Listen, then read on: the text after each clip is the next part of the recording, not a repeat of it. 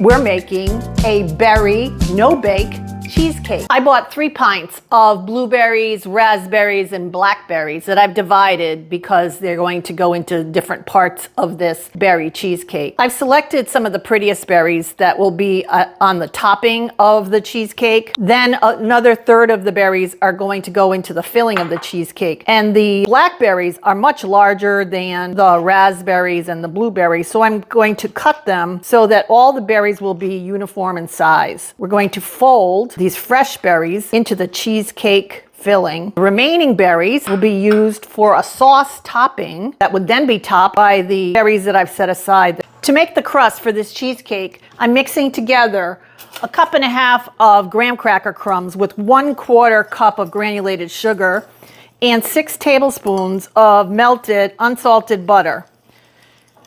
And I'm just going to stir them together with a fork until the graham cracker crumbs and the sugar absorb the melted butter. You can see that it's all mixed together nicely now, and I'm pouring that into a 9-inch springform pan. And now I'll just use a measuring cup, and I'm going to press this into the pan evenly and a little bit up the sides. It's going to make a nice base for delicious berry cheesecake filling. To make the cheesecake filling, we're going to mix together 16 ounces of cream cheese. That's at room temperature so that it will mix and get nice and smooth. With 1 cup of powdered sugar and 1 teaspoon of vanilla. When the cream cheese is light and fluffy, add the powdered sugar and the vanilla, and continue to mix until these ingredients come together and are light and smooth.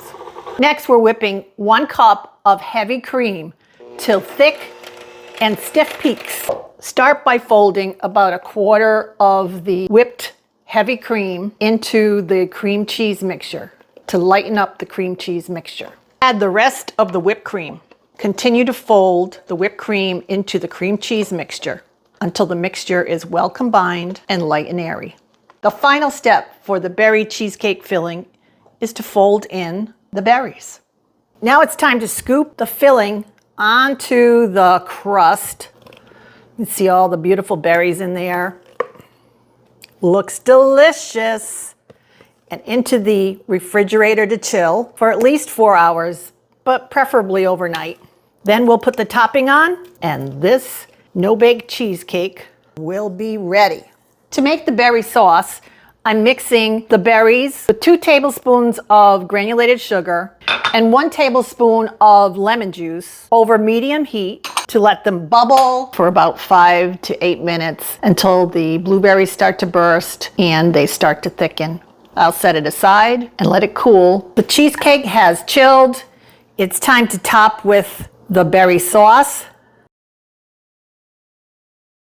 And now I'm going to top with the reserved berries for a little bit more of a decorative touch. Once you top your cheesecake with your berries and the sauce, it's back into the fridge for more chilling until you're ready to serve.